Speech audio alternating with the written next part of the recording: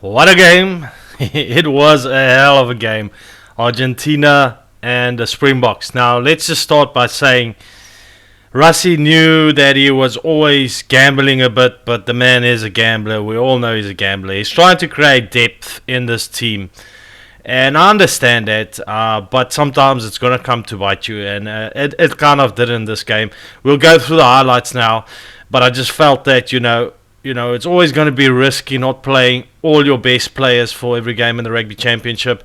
He knows he's got the luxury of playing the last game at home.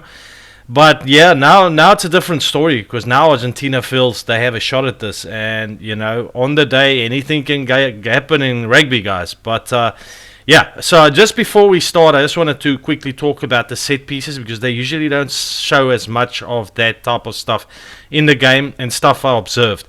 So first thing, not necessarily set pieces, but what I saw in the game is when Andre Pollard started the game, he was kicking very deep, which worked very well for the Springboks, because what that does is they caught the Argentines in their own 22 quite often. So I thought that was very good from the Springboks. But then when Manie Libbok came on afterwards, by the way, shocker of a game. He really did not have a good game. He didn't kick as deep. And the thing is, they weren't getting that advantage of pushing the Argentines back in their own 22. Because the Argentines was very dangerous in this game. They caught the Springboks out more than once with that press defense, because what they were doing very well is they play it back. So they kind of push or they hold the pass. So they just hold it that little bit longer to break the line. So everyone press up from the Springboks, or press up. And then what they do is they just hold on to the pass and take the tackle and try and delay the pass. And sometimes there's the off-the-shoulder runner that breaks the line quite often, and the Springboks at times they were able to kind of bunch the fence up. They basically pulled all the fence in, and there was space out wide quite often. So Contamponi doing really, really good things with his back line. He's definitely studied the Springboks, and he's got a very good plan to kind of expose that press defense at times. But anyway, set piece wise, I've got to say Springboks was stronger in the scrums for me right through the game. No doubts about that. Argentina held their own, but I just felt that they were trying to avoid scrums as much as possible. I think they won one of the Springboks, but most of the time Springboks better in the scrums. But with the new type of game and laws, there's not as much opportunities for the Springboks to really utilize that as much anymore. And then the other thing was the lineouts again. Springboks again, that first off, suspect in the lineouts, man. I don't know, Ran Norkia, Salmat Murad coming in now. You can see obviously these not the first choice guys, but I mean the days of a Franco Mostert and Eben Etzebeth, it was a different time, Ergis Snyman. It sounds like it's long ago. It's not long ago, but I'm talking like the difference you can see since it's been Norkia and Murat and these new guys coming in. I know they're young and they're new, but I mean Norkia was the best line-out jumper in the URC, and it's not like he does that bad in the line-outs. There's just something off, like they can't find each other all the time. And Marx is the guy throwing in with loads of experience, but he struggles to find those jumpers at times. And man, the Argentines was brilliant in the lineouts. They were very, very good in the lineouts right through the game. And I must say, Springboks improved that second half, but as soon as Etzebeth came on, you could see the difference in the lineouts, how we were starting to put pressure on the Argentine lineout, it's not that Norkia and Murat's not doing their job or trying to do it as well as they can, but they're not good at competing and stealing balls from the oppositions, like Ergis Snyman, a Mostert, a Loot de Jager, Eben Etzebeth. So you saw that difference. But that's just the set pieces, guys. Don't let me not babble on too much. Let's get into the first highlight of the game. Secure the Rugby Championship trophy. There's one round remaining, and that will be back in South Africa. Now, let me just say, this is in, I think, Santiago in Argentina. It seems like it's a football field they've converted into a rugby field. And it was huge. And it was packed. I was so amazed with how full the stadium was. And that's good to see that, the Argentines and Springboks are now in Argentina starting to pull these numbers. That was good to see. It just felt very big, the grounds. It was very hot. It was 37 degrees. And it just felt sometimes, even in the commentary for me this week, the South African commentary, I think it was Shimmy, I don't know who the other commentator was, but there was lots of awkward times of silence that I just felt it didn't feel to me as engaged as the games when you watch the games in South Africa, or even the games that I watched with the Bledisloe Cup.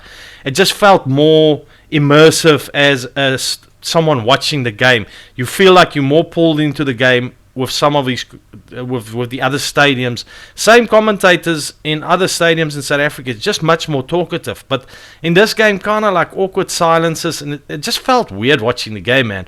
But let's see the first highlight. And Reinach will clear for Lukanyuam. Pollard for Fassi. He's in the gap. He's over the line. Now, what a start. Like, from the start, you could just see Springboks was just... again, yeah, it's very similar to the All Blacks in Australia game. The start, it just looked like the All Blacks was going to just beat Australia the same year. It just looked like the Springboks was going to walk over Argentina. And at the start, Argentina definitely had some issues in that back line. Springboks just finding loads of space, getting the ball out quickly, and kind of playing that fast running game that they've wanted to try and develop. And, you know, your first thoughts was like, this is going to be serious blowout. Brilliant start, brilliant execution. It all started from a lovely try by Fassi. Fassi, this is what he loves doing. This is the type of game that he loves. Space to run, and he was pretty good in the whole game. I got to say, Fassi's developing into his own pretty well. Making meters, South Africa. And here comes Jesse Creel. He carves them open. The Boks are in again. I mean, this was a great try from Jesse Creel, and he created something out of nowhere. Obviously, very good awareness around the fringes. He could see there was space, and you could immediately see he was coming in, calling to be first receiver, and just ran right. He called it to Kobus Reinach and ran right through the gap. Great to see that space, and, you know, it felt a little bit like the defense from the Argentines was just not structures in this back line right at the start of the game. It's almost like they were caught off guard, if you could put it that way. Use of 10 brought down by Bertranu. Inside ball to Chocobares. Chocobares has support on the outside. It's Mateo Carreras. Now, good is Chocobares. This guy is a really, really good centre. And I think if he was playing for any of the other teams, All Blacks, Springboks, or Wallabies, we'd be raving a lot more about this guy. Chocobares is really good. And then getting it out to Carreras, it's also had a great season. Both very good. Springboks missing tackles. They missed tackles there.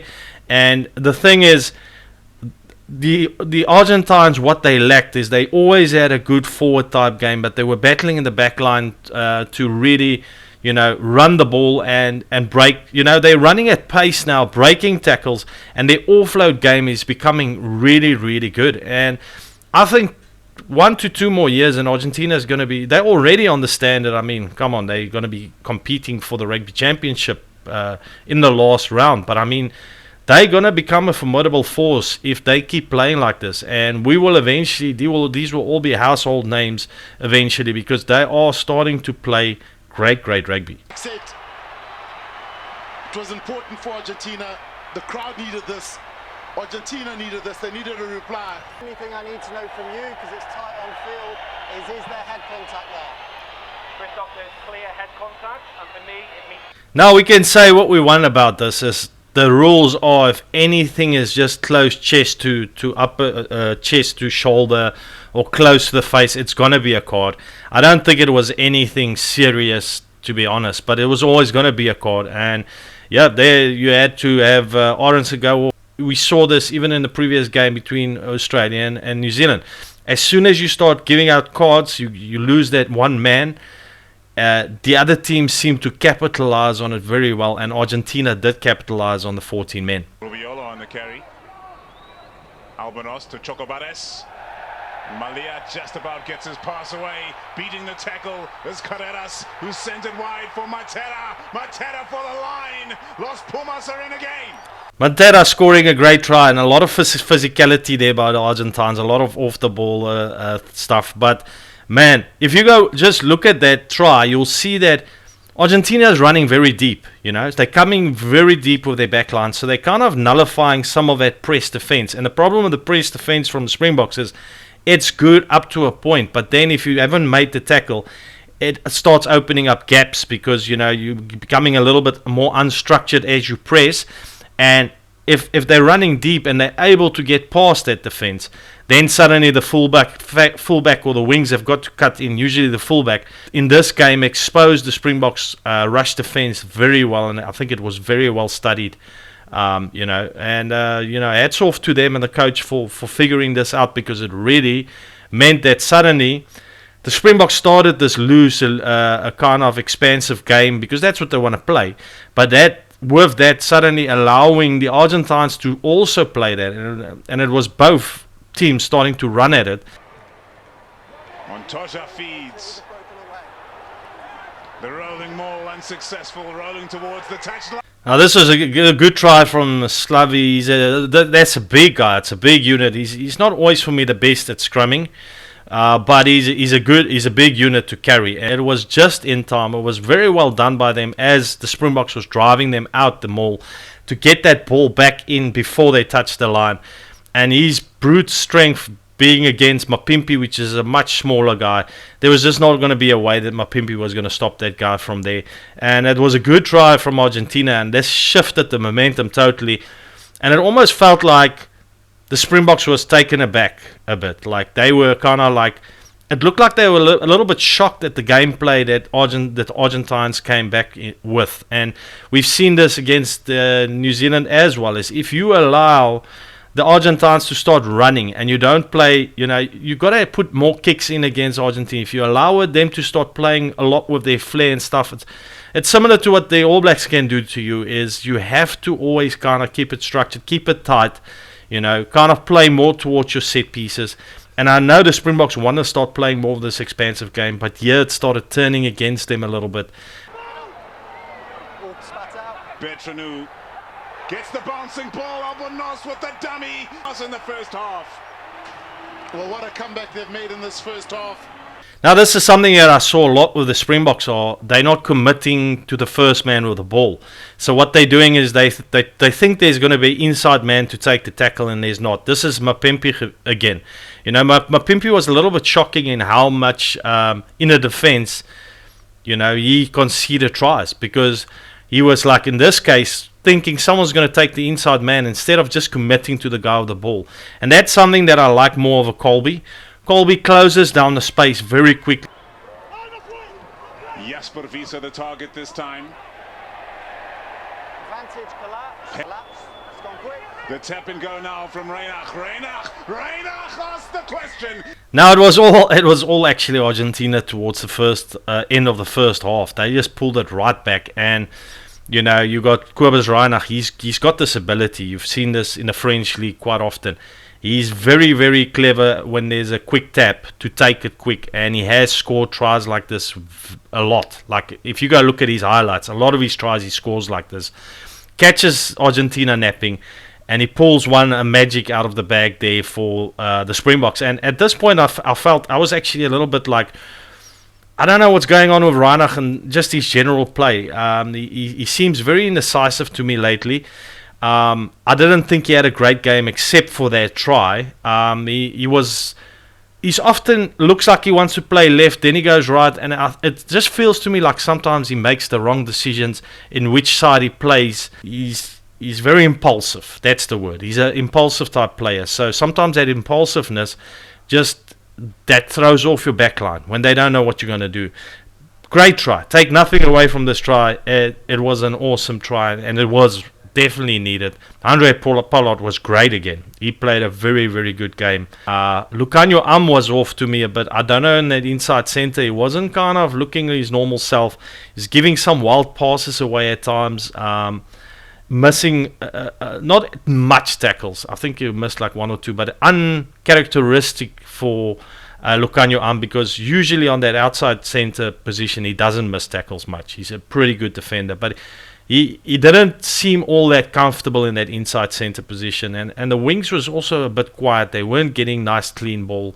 I would say after the first 15 to 20 minutes, they weren't really getting enough ball, and at times even when they were getting the ball, it was just being Argentina was very patient with the defense, and the Springboks would just pass it through their hands to the wings, and they'll just shut it down. So to the green and gold.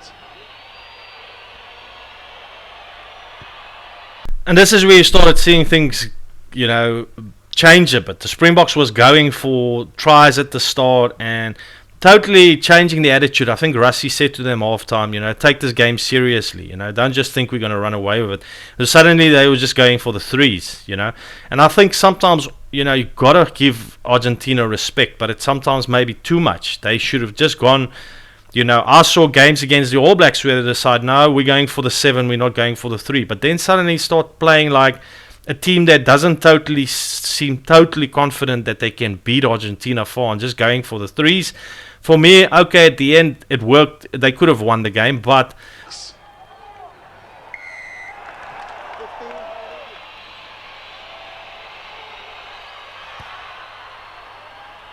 so Manie Libbok then slotting the first one through, and again they're going for the points because the game is so close. But this is the thing. I just felt that maybe they should have just gone somewhere rather gone for the corners and try and go for the tries. Gerard Steenkamp can't get out the way. Breathing deeply. And you see it's a back and forth with the penalties, and the thing is, you could see some inexperience, like Gerard Steenkamp there. The way he tackled, he put himself in a very awkward position where he couldn't roll away. And this I felt the ref was pretty good, but he was very, very strict on rolling away. But he was a good ref. I thought he was pretty good. Just the rolling away thing, that's the thing. Inexperienced players don't always realize it's not just about taking the tackle, but it's about where you end up. And paying the price here, and Argentina constantly going ahead again of the Springboks and keeping it tight. And that's why I just felt if the Springboks could go for a try, it would just break that confidence. But it wasn't the case. Most of the times they just went for the 3s in the second half. Obviously a coaching decision. No penalties coming off the back of that one. Lucanio arm on the carry. Well, that's the one. Look at just a smart play from Jaden Hendricks. By the way, very clever from Jaden Hendricks. So what he did there is he very deliberately seemed like he couldn't get the ball, and he kind of stood over the player, so again he couldn't roll away. So he was clever in his strategy there, kind of like milking that penalty in a way, but a very clever strategy from him. Otherwise, his game, I was struggling. What I like about Jaden Hendricks, what I'll say I like his distribution of the ball. He can give really, really long passes, which helps to get the ball out wide for the more running type expansive game. But the up and unders was probably needed in that second half. The Springboks kind of defaulted to old Springbok rugby, when Manie Libbok and Jaden Hendricks came on. The combination of Manie Libbok and Jaden Hendricks reminds me of the rugby that the Springboks played up to the last World Cup, which is much more, and a lot of the 2019 type play, which is very much up and under type play, cross kick type play. Manie Libbok don't kick as deep for me as a Pollard and Mngomezulu, and the up and unders, and that I understand it did come off for Manie at times, those cross kicks.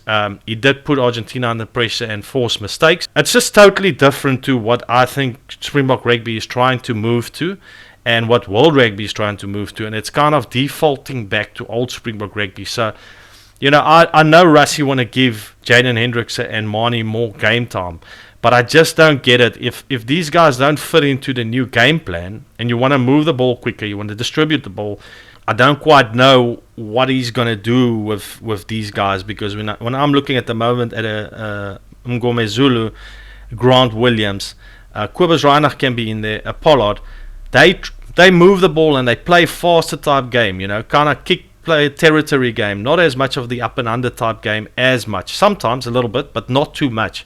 Where these guys, for me, default back to old 2019 rugby, which, yeah.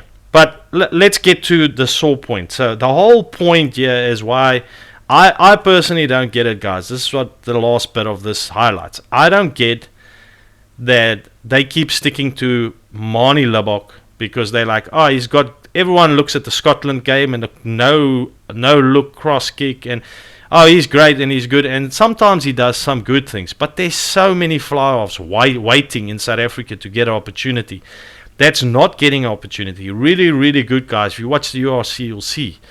And yet they stick with Manie Libbok because he was good. You know, he's good at the World Cup, and they feel they have to keep giving this guy a chance.